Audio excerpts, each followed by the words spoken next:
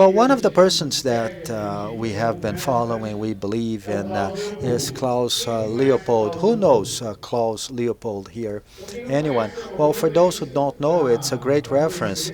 You should get to know him. He is a person that, well, he has been talking much about metrics in different aspects. And regardless if you work with Kanban or how to make up your team. He talks about this in a very nice way, without judgment and without criticizing or critiquing the model you are following. So everything you are doing, everything we will say here, what you're doing is not wrong. Just take what you're doing and build on top of it. So Klaus brings this view. One of the topics he's been talking about in recent years, and he's been constantly reinforcing it, are the fly levels, levels of flight of the organization. Oftentimes we work at the lowest level there, at the level of the teams, or we have the three boards there. So at this level, usually you are impacting the team level, which is very important to have metrics there. And it is there where you all start, where we started, but it is not enough to work only on that level. And then he brings up a second level, the middle level, level number 2, where he talks about a coordination between end to end. And there is where you have the projects that are ongoing, the deliveries you are making of your product. So everything that is in fact being done that will generate a result for your customer. And there is the top level there, the level of the strategy that discusses companies' strategies. So we will be concentrated more on level 2 and the team level, which is where if you don't have any metric, or if you are starting, well, you should focus on these 2 levels first. Why does Klaus brings up these many levels? Especially because of this phrase here he puts in his book: to anticipate the time to market is the true goal of agility. So it is meaningless to have a team that delivers a lot, or that has a low lead time or nice metrics, but it didn't change much for the company. The company did not impact the market in any different way. It is not generating impact on the company's business. So this is meaningless, because agility is to impact the market and anticipate to the market and be able to put a solution in the market before your competitor or within the time frame of your customer. So this is what in fact matters. And then we would like to propose the 3 main metrics that, regardless of these levels that Klaus discussed here, that as we see would be the very basis to propose in terms of any improvement to being proposed for any organization. The 3 goals, or the 3 metrics we share here, is work in progress, our famous WEEP. So how can I look at the work in progress and make decisions based on this work in progress? Lead time and throughput. It is very likely that you may have heard about this Lady Little. Who has heard about Lady Little here? Well, the Little law, the Little's law. Well, I'm not very much concerned with the mathematics behind this proposal, especially because it comes from the theory of queues and lines. When we bring this to the world of software development, the premises required by this model are very difficult to abide by, but there's something that is very much valuable when we're looking at the relationship between these 3 variables. And then we can relate this to the first talk this morning, when he says it is very important to go there and manage the inventory of the things that the teams are doing. Inventory at the end of the day means to work with progress. So if we can manage a work in progress, it is very much likely that we will increase the throughput. And if we can increase our processes throughput, we can reduce the lead time, which is the time that it takes us to do things. So looking at the Little's law, and the suggestion I give to you, taking this talk to your daily routines, is how we are managing our workflow inventory at its different levels within the team, to know if people are being able to bring focus at a program level, to know if we are really managing to and the work that is being put to us, because managing the inventory will be able to increase throughput and reduce lead time. Well, we have talked much about this, and lead time is translated as the number of days between the order and the delivery of an item. And there's one thing I have proposed to teams, which is to be able to break lead time. And here I imagine that most of you must work with this relationship. I have a customer area that requires a work item for the team, and when this client area required it, an expectation was created. And when this expectation was then celebrated, so to speak, I like saying that the customer really expects to receive something. And for me, when the customer asked, all the way to the time when the customer received, I give this a name of customer lead time, because it doesn't for the customer, it doesn't matter how long it took us to build that, or the customer is not worried about how long it took us to discover what he wanted. The customer wants to receive the product and will receive that result. So the lead time, the most basic thing that people would need to measure, is the customer lead time. But we here who are attending this talk, we have a little of this thing of trying to optimize the steps of our course. And there are steps within the beginning of my flow chain, which are the discovery steps, where we're going to understand the problem, refine the problem, bring people from design, bring people who are users to know if in fact we manage to translate that order into a solution that is doable. This type of lead time, I call this as discovery lead time. And why is it important to know how long it took us to discover things, so as to try and optimize this time? Because if the company needs to generate new bets every time, they have to discover things quickly. And then the third lead time type is the system lead time, which is that of the development flow. And here I tell you, those people who work with Agile, at the end of the day, we want to optimize delivery flow, to approve as much as possible what we are building in a way that it will bring results to the customers. So this is something I wanted to propose to you. If you have seen lead time in this way, you can start understanding where you need to optimize within your flows. Another tip that I like giving to the teams is try to analyze the lead time data. Here in this chart, the example I am bringing here as a proposal to you is to analyze lead time dispersion or scatter. And there is a rule here. There is a straight line with the number 9 at the end. What does this line mean with the 9 at the end? That is the representation of what we call the 80 percentile. And the easiest way to explain the 80 percentile is that 80% of the things we did are below this curve. The other 20% are above this curve, or this straight line. What information does it bring to us? This is the big thing here. What kind of question can we try to answer with this information? Well, can we deliver a certain demand while having this lead time history in 4 days? Can we deliver a demand in 4 days, 5 days, 6, 9?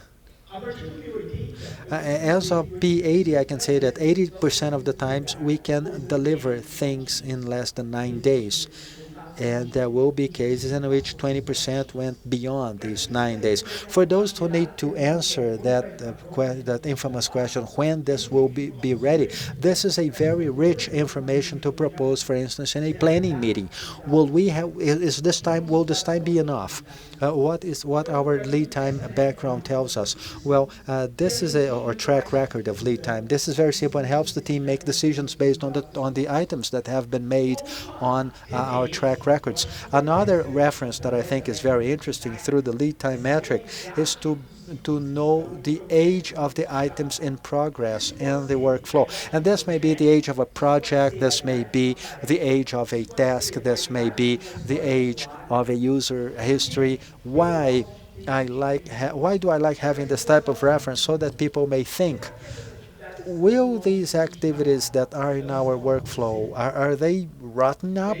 Are they spoiling? And then I say, if a task that spends a long time in the board, if it would smell bad, there are boards there that I know that are a bit smelly, so to speak. So what I suggest, and why is it important to have an understanding of how long those things have been within our flow, especially to know, is there anything we need to discard? And I think this is a kind of reflection that through lead time and looking at what we are doing at that time, working with the items in progress, we can have this kind of insight. And here I'd like to bring some questions to Caco, and the three questions I like to propose are: when should I start measuring the lead time? What is the difference between lead time and cycle time? And do I stop counting lead time when the item is blocked? So these are questions people ask me, and I'd like to have his opinion.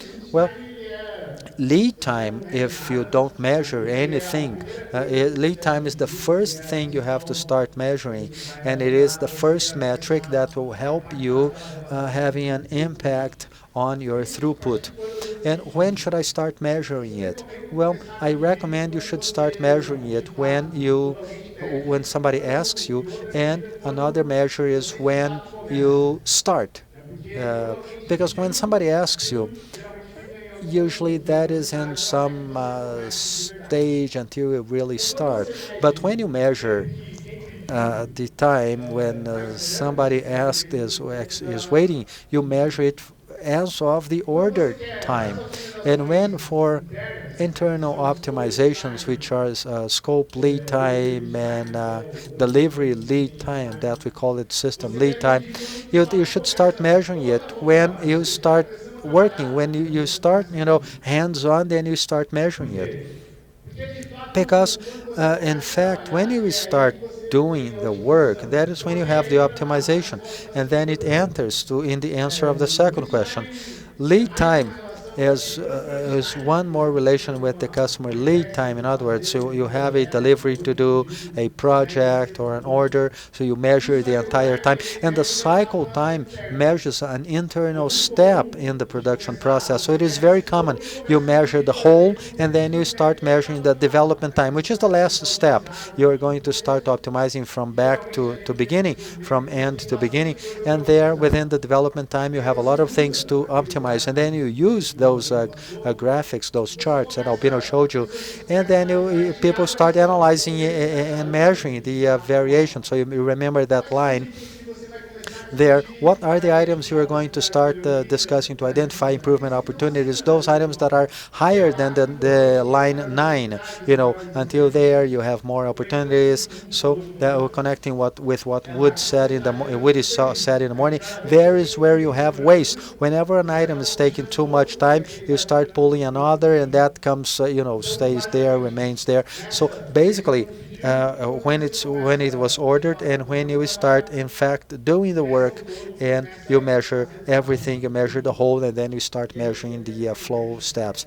And using this opportunity here, I stop counting a lead time when the item was blocked. Well, the suggestion I give people is that no, I shouldn't. Actually, that is when you have to continue measuring lead time, because if you want to remove that dependence that was created by the block, now you have at hand a great argument saying our lead time is growing. If we don't do anything to reduce it or to remove this block, it will continue to grow. So the idea I leave here is that never stop counting the lead time when the item stops in the flow. If you want to propose a discussion, continue measuring and saying that lead time is evolving.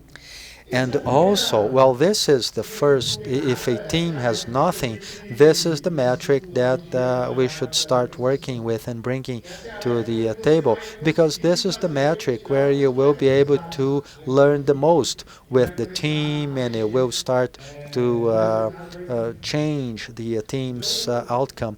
And so, this metric is something that you should use. Use it. It's the best proxy you have for everything that will impact the result. And especially if you have a short cycle of faster delivery and faster development, you will be able to react better to change, and then it will be on the right track, on the track of agility, on the track of speed. Now let's enter the next topic, which is throughput. What is throughput? Well, basically, it is the number of work items that are delivered within a given time frame. What we recommend is, remember when we said that the first manifesto is to prioritize results. So it is very important. You shouldn't only focus on throughput, and let's increase throughput. No, that is why I brought here as the first chart this relationship. It is very common to see a discussion between outcome, which is results, and throughput, which are the team's deliveries. So it is very always great to associate and see these things together. You can see in that chart there, we see a line where you have the income, and there you have the items and deliveries to the team. Not always to deliver more generates more outcomes. So the throughput comes less as an issue of we have to increase, but more with an idea of what is the impact this throughput will have on our outcome if we are delivering the right thing. Let's consider this. So this is the first discussion we want to bring. And one of the main things I like about throughput is to look at this vision of how regular are we, how repetitive is this team. So in this chart here, we have two charts, one on the left, one on the right. The left side chart sometimes delivers a lot and sometimes doesn't deliver too much. In the first week there's a longer duration. On the right side there was a variation in the beginning, and then it sort of leveled off, but it didn't very much. And there we don't have the mean value, but if we look at the average there, the mean value, the left side team delivers more and the right side team delivers a bit less. Which one do you prefer? One of the things we learned with throughput, and it is very common people to ask, well, we have to deliver more and more. Instead of delivering increasingly more, try always to find something closer to the right side team there, which is something more regular. Because what will happen with the left side team? You will have a predictability, a forecast, but it will not be very accurate, because if you use the metrics to forecast the future and know when this will be done, you will be able to do it, but there will be a huge variation. Sometimes you deliver a lot, sometimes not too much. But the right side team, the teams that have this throughput with lower variation, they are more regular. For example, more steady. The team is more robust. It is better. It lasts. We like saying that the more work we deliver, more work comes. It never ends. The work never ends.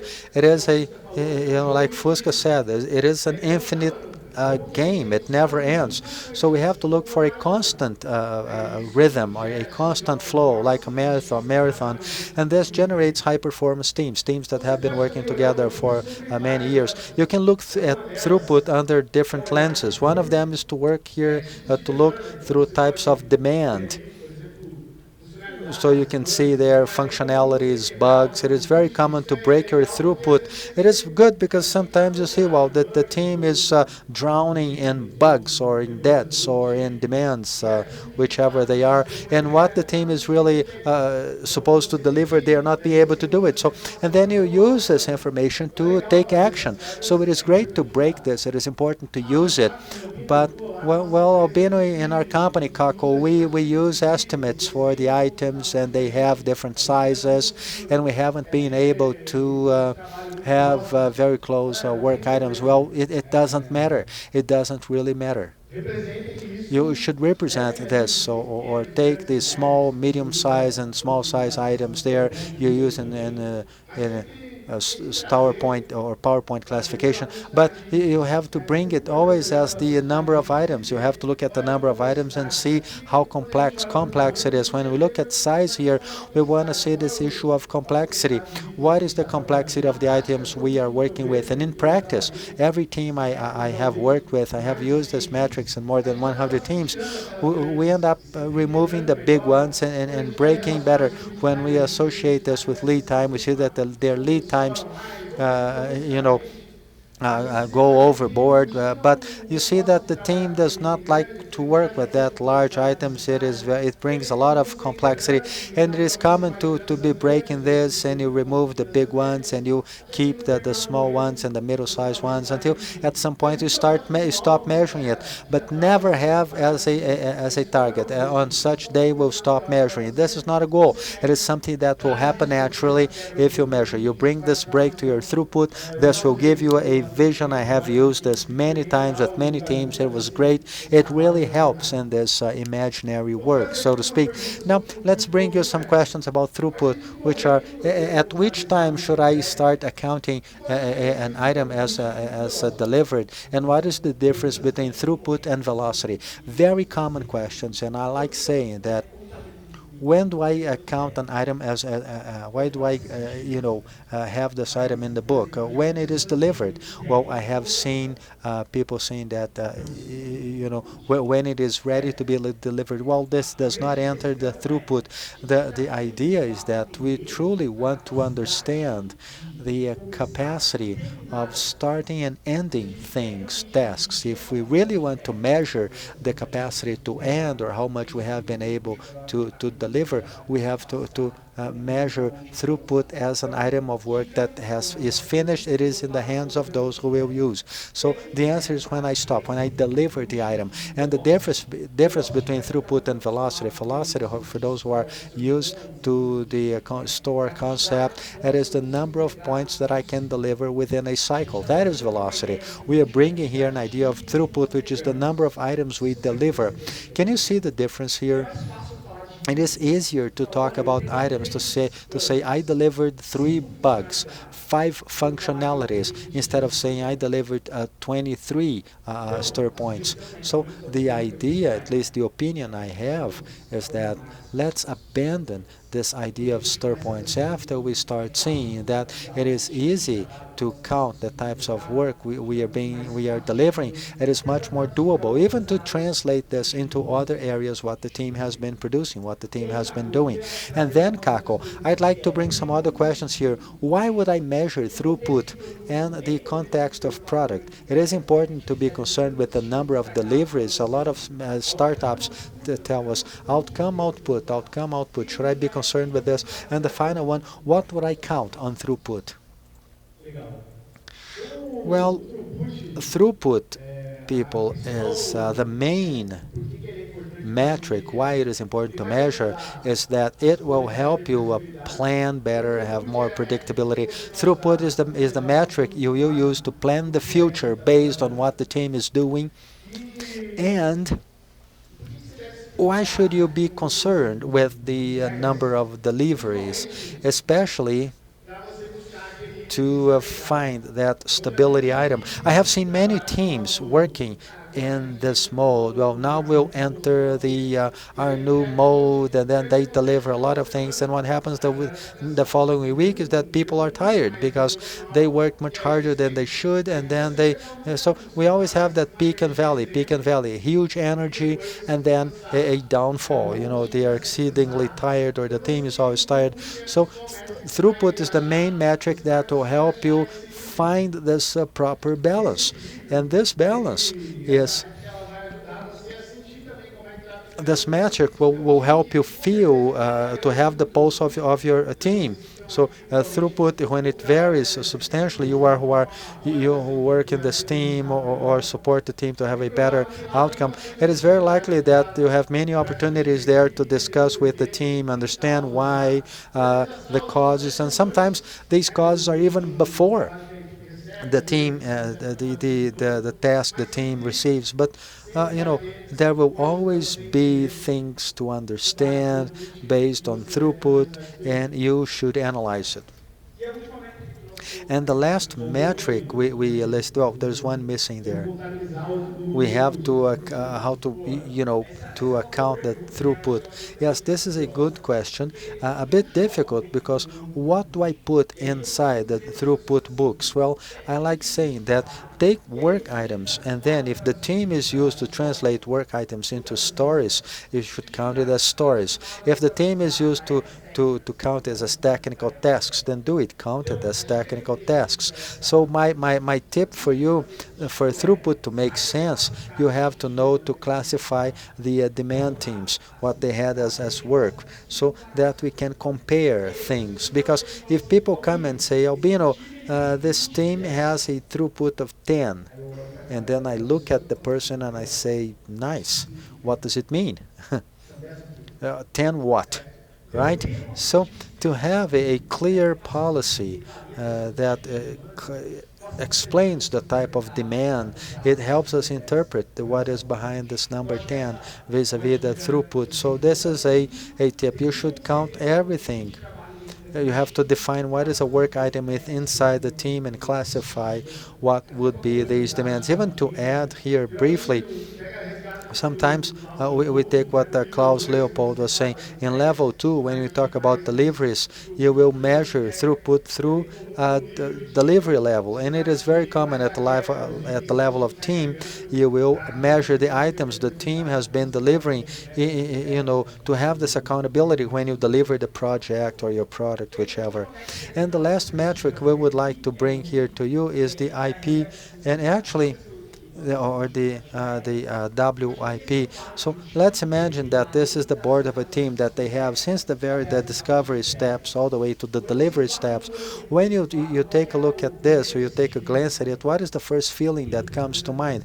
There are a lot of things happening, right? And when we talk about limiting the work in progress, we want to propose focus to the team. So the first tip I give you is bring focus to the teams you are working with. If you can't bring focus to them, if you can't guide the people, it is very likely that it will generate waste and lack of focus. So the first tip is bring focus in. And second tip, and this has a lot to do with the way I read this chart. For example, in a daily meeting, I take a glance at this board and I look from left to right, and the question I like people asking is, what can we do today for this item that is in the last step of our delivery flow to not be there tomorrow? It will be there in the step of finished. So, and here I like to play that joke of the long things. What I did yesterday, what am I going to do today? So when we take this to the board that has the spirit of removing what we have there in progress within our workflow, in our heads we have that Kanban mantra, which is stop talking and start doing. So this is a very interesting tip when we want to in fact manage the work in progress in our team. And here one thing that we can take from this, and this is a very nice relationship between our WIP, the work in progress, things we are starting to or working with, and what we have delivered. This is what we call flow health. At the end of the day, when we look at the difference week by week, what we started and what we ended, what we finished, the idea is that we should have a team, and a flow. I start and I finish in the same rate. What can happen when we look at such metric in practice? We start a lot of things and we finish very few things, and then the flow health will be very negative when we compare the number of deliveries with the number of works started. And what I'd like to tell you people about this metric, for me it is a very healthy one when we propose these continuous improvement, is are we limiting work in progress? Because if we were taking the principles behind Kanban, we should have a very close relationship between points, what we intend to do and what we de facto deliver. So this is a metric that brings about these types of discussion, and this is very interesting. And here we have some basic questions that also come up when we talk about work in progress. Is first, how do I define a work in progress environment? The entire environment is important to have WIP, which are the benefits and the relationship between work in progress and waste. Well, a big mistake, this word limiting your work in progress, I will limit you, it brings a very negative thing to it. So the translation into Portuguese, it is lost in translation when we bring it to Portuguese. But to limit work in progress is to bring focus to the collaboration. And you don't have to start this right at the beginning. Usually when you start with these metrics, it is important to start collecting how many items are in progress. But usually you will really limit a few things after 1 month, a month and a half. So you don't have to limit right at the beginning, right at the start, because after a month and a half monitoring the metric, how much work in progress that is, deliveries or items inside the team, you have a track record, and you can say, well, this number here is good, so let's make sure it is always good and never goes beyond this. It's not going to be cool, but perhaps it's a bit much.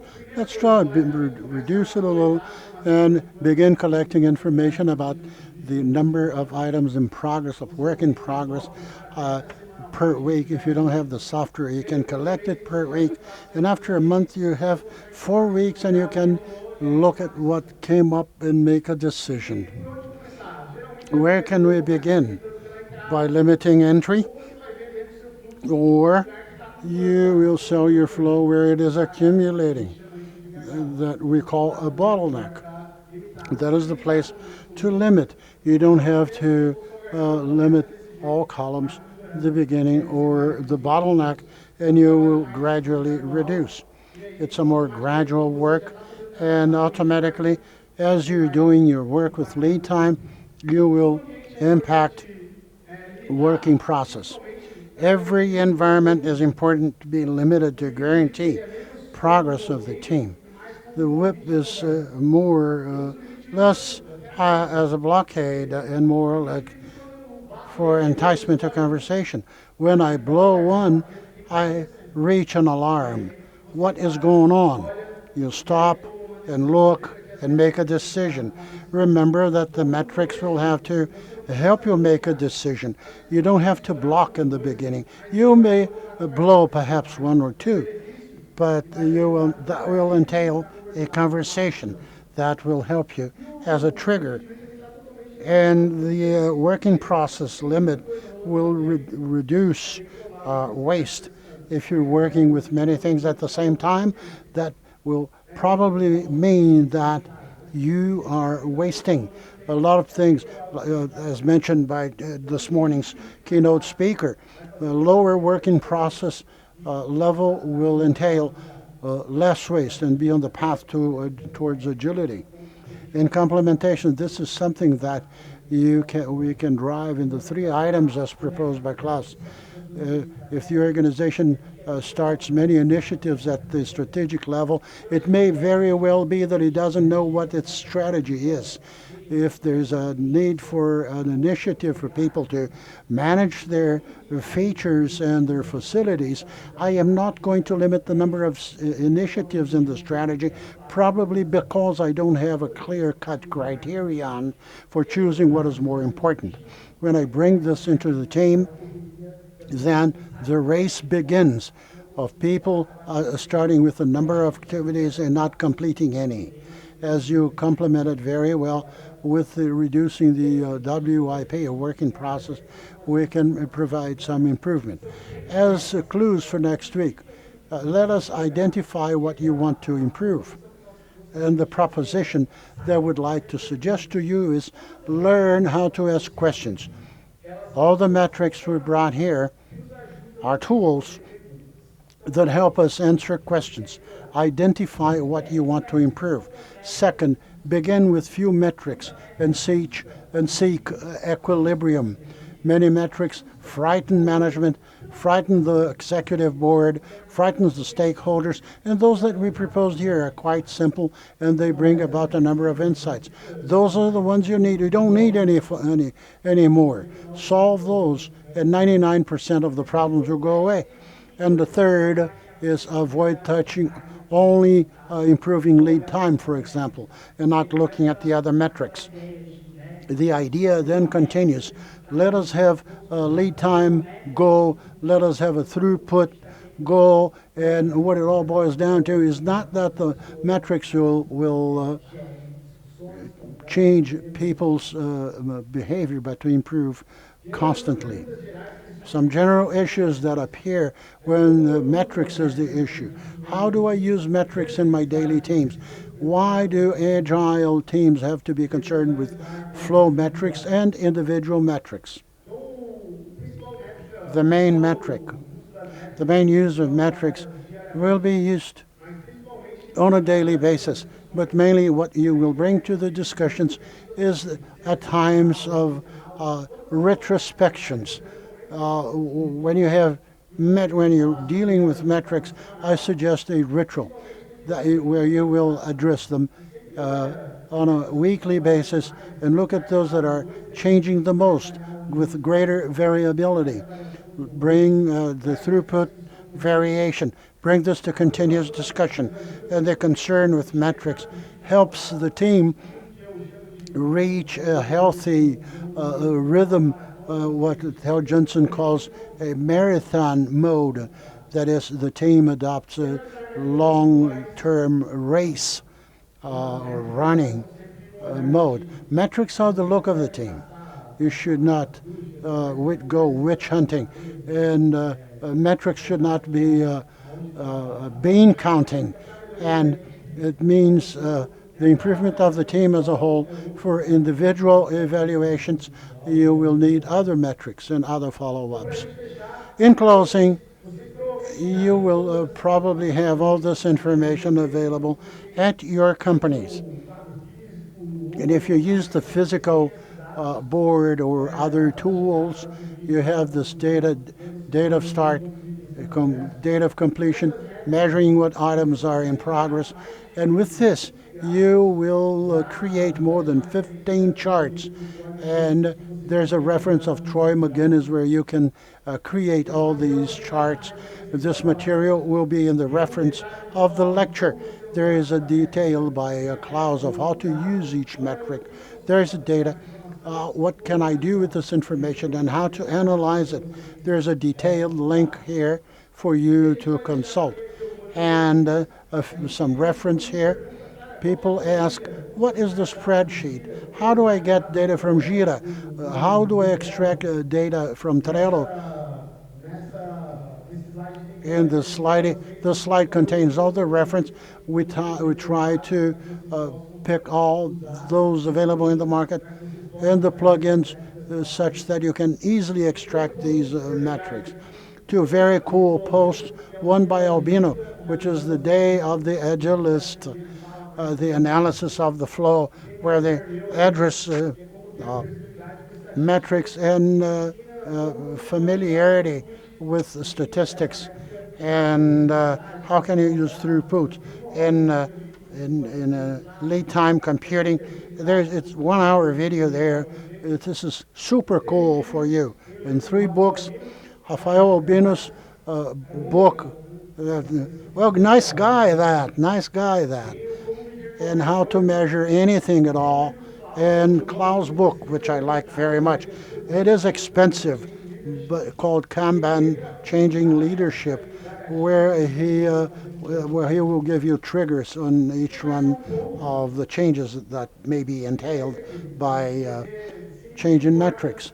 If measuring is important, it's because it should have some practical effect upon decisions and behaviors. If we cannot identify a decision that can be affected by a proposed metric and how it can influence decisions, then this metric is simply valueless and that shouldn't be measured. Here, we're ending our talk here. Thank you very much.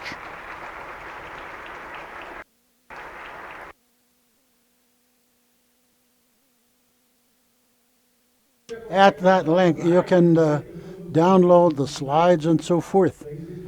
And each slide has links with content and so forth. Any questions?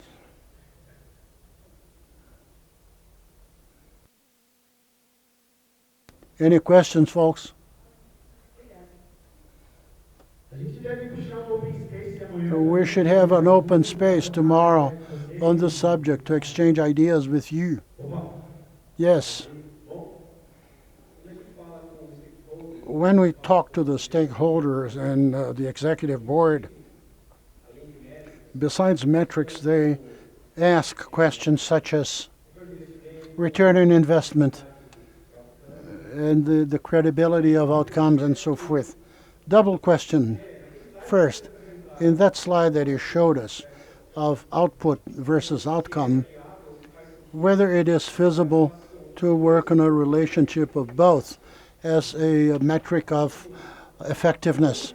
And second, how can you compute Koban, which is a way of computing the outcome? What normally the team does is part of a greater whole that is not activated yet. I will give you my opinion on this. And thinking about the effectiveness formula in my viewpoint, what it is. And one of the discussions that we are trying to advance is to run away from effectiveness and do things the best possible manner and try to do the right things that will be translated and then something that value. What is value? Translations of value would be revenues and process, speed of process, and so forth. You compare both to check whether what you're delivering will yield the necessary, the expected result. Who owns the business metric? I think that this is a good forum, and with the executive board and everybody involved. And when we consider technology as an important asset in the organization, technology has to be factored in the agenda for business discussion. And people talk about the digital transformation, but what I say is that we have a little rays that tell us that these people are squats, and they are charged or demanded for deliveries. And we have to bring technology to the table, being an area that will share this information about what is the business outcome. Without this, we will hardly extract that metric. Thinking about those who work with digital products, we're bringing a product used and engagement, and it's very difficult to translate that into financial metrics. I think the second part of the question, as far as I understood, is fine, we're creating outputs, but the result will take some time to appear because that has not reached the customer's hands yet. There are more things to do and perhaps launch the business. This issue is exactly what Klaus brings to us. You have to look at flow from end to end to deliver it into somebody's hands. If it's taking you a long time to collect feedback, be it money or use or access to information and so forth, that is, whatever is the business metric, if it is taking long, it is probably you have more stages in your flow that you're not mapping, and you have to bring along to include them in the conversation, in the talk. My responsibility is only this, and a lot of happens afterward. Oh yeah, but if you improve your part and do not work with the other colleague that does the other part, you're not fiddling with the company's results as far as the company is concerned, and your work is not creating any results at all for the company or to you. It is possible that you may have something to work on to reduce the time to bring it to market.